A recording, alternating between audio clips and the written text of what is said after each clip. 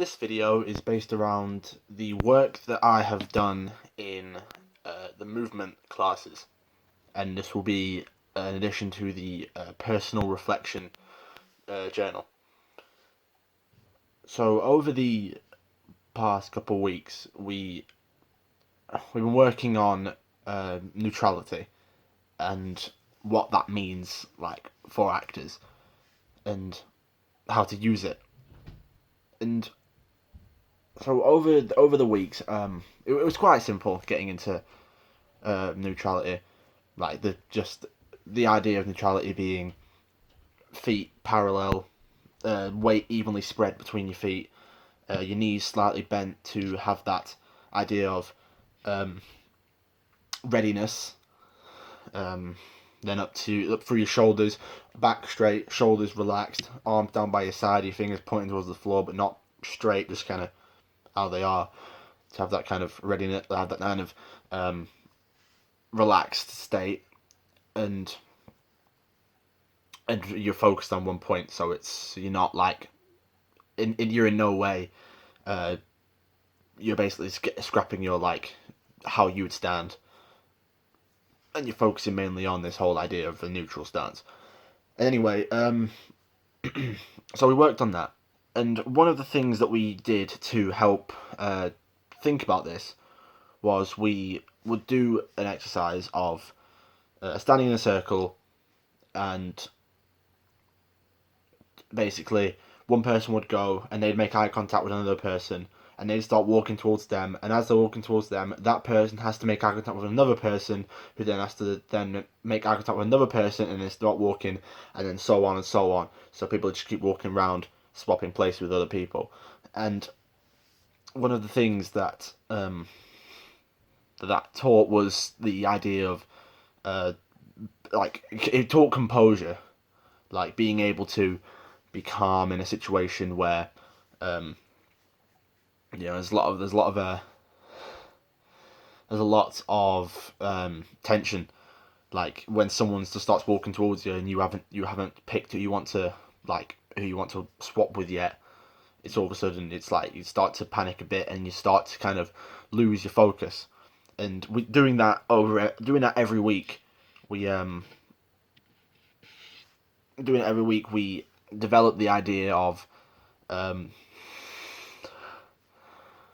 so we developed the idea of like just being calm and keeping the composure during these times of like high tension, and being sure to, when we do get back into a spot, when we do swap with someone, we keep in that we go back into that neutral position. And a lot of people, like especially me, I had a bit of trouble with that. Like I never really realized that was the whole plan until like 2 weeks in at least. But during that time as well, anyway, during that time we also worked on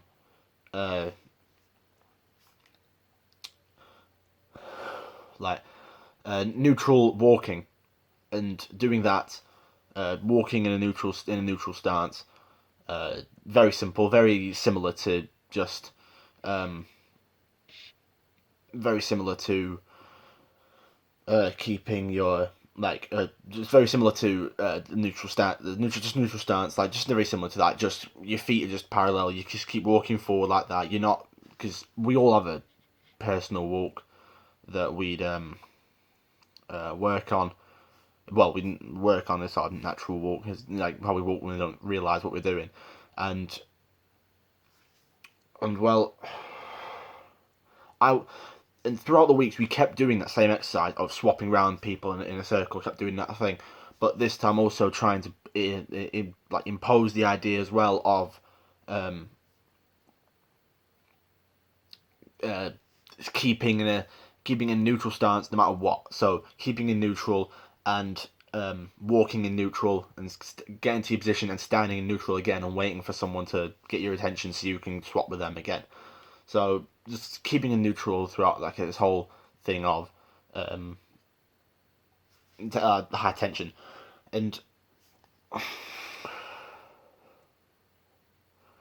over the weeks, I felt like I wasn't doing much with it. I wasn't doing a great job, like I was good at I was all right at standing in neutral, but when it came to walking, because of the fact that I was kind of like it's like a nervous sort of feeling that I would bounce off my feet and start walking with my arms like this, like proper doing like this proper walk, and obviously that's not a neutral walk. That's not what you're supposed to do.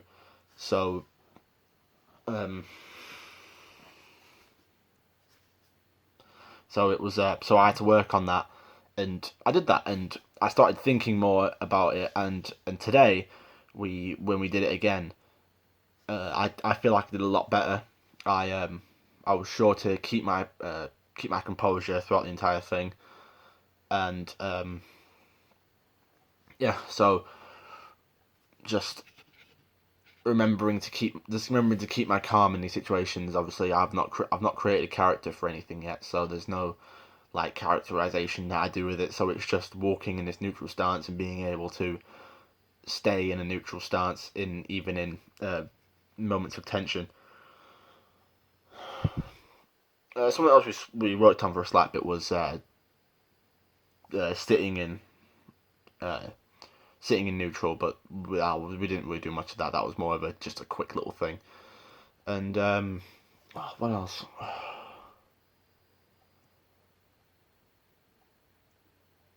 We also spoke about dynamic, which is basically how you do things. So where we do the peel the banana exercise of peel the banana, peel banana, shake banana, whatever. It was doing that. We would think about how we do it.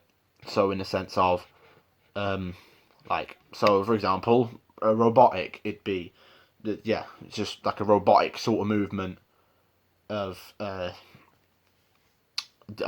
peeling a banana, I guess. And these different dynamics help to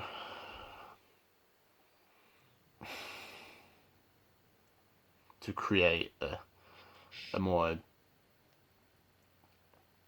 well, I believe, create a more um, indifferent piece, for lack of a better word, I suppose. I'm not really sure what the word I'm looking for is here, but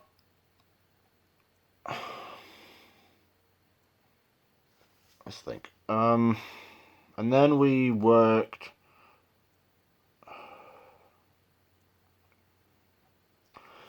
Basically, we've been focusing a lot these past couple of we've been focusing a lot of these past couple of weeks on neutrality and walking, and like whereas we would do the occasional it'd be, whereas before it was like right at the beginning we'd get into neutral stance, we weren't really sure what it was, we had to be told what it was, and then we'd take some time to get into it, like it'd be quite awkward. Now we can just kind of do it straight away, and just like that it's just easy. And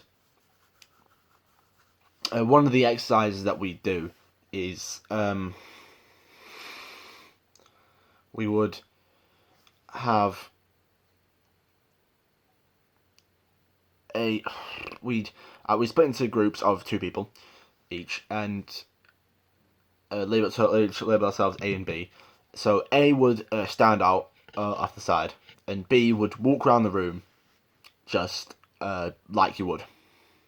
Whereas this was a bit of a weird feeling, because obviously when I walk naturally, it was, it's a bit weird to walk naturally when I know what I'm doing. Like I'm aware of how I'm walking. So it just felt weird. But what we'd then do is then A, after a while, would come in and just walk behind us, and then um so that walk behind us, and then copy our walk, and then um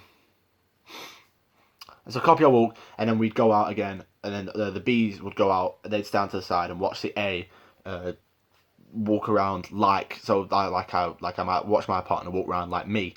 And something I noticed about me was that I always walk heel to toe.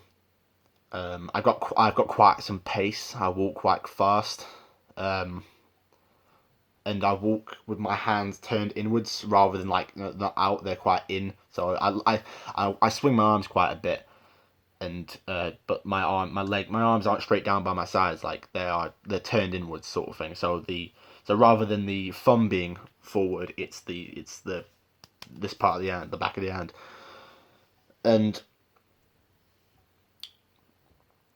so this was kind of what I believe. I feel like this is an exercise that could help both of us. So whereas it would help, it was mainly an exercise to help us learn to develop how to walk like someone else and be able to like to sustain a walk that's not our own and be focusing on that walk whilst also trying to be as natural as possible.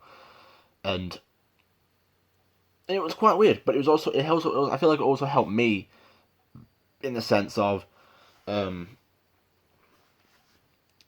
it like I'm aware of how I walk now. Like I'm a lot more aware after watching other people walk like me.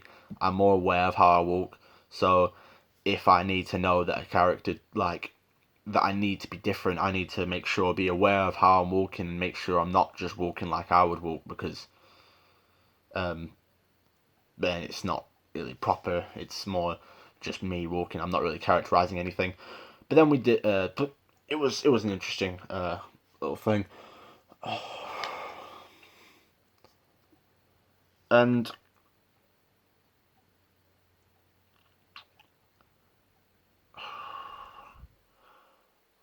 not much else around really for this. I mean, the oh, so over the weeks I've developed this idea of I'm more aware of how I walk now, um, and I understand the idea the importance of focusing on people. Something else we did as well. I just remembered we when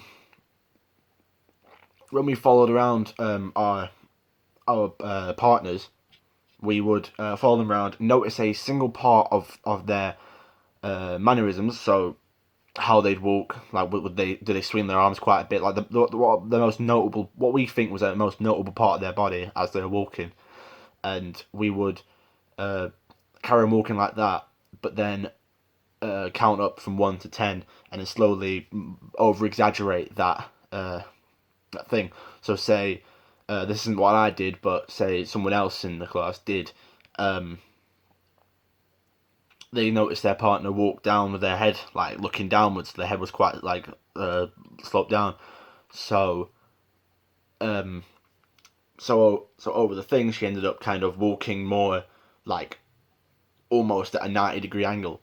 Like it was like her head was right down, and whereas that's over the top and completely ridiculous, it sets um, a base point for the it sets a base point for the like the character, whereas you wouldn't.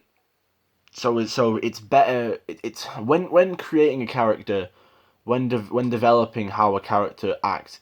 One of the good things to do is over exaggerate it first. So if a character if you know they walk with a limp or you want to walk with a limp, start to over exaggerate it. Over exaggerate that limp, because then it's a starting point of oh they walk with a limp, and then you start to over exaggerate it, and then you start thinking, right, let's tone it down a bit. Okay, it's still a bit over the top. Let's tone it down a bit, and all of a sudden you got a perfect thing. But when you go from the beginning, you never really. If you go from the beginning, you kind of think, all right, that's fine. Like it's never going to be too over the top if you do it from the beginning. So doing it over exaggerated can really help develop a character in a certain walk style, or like a certain stance.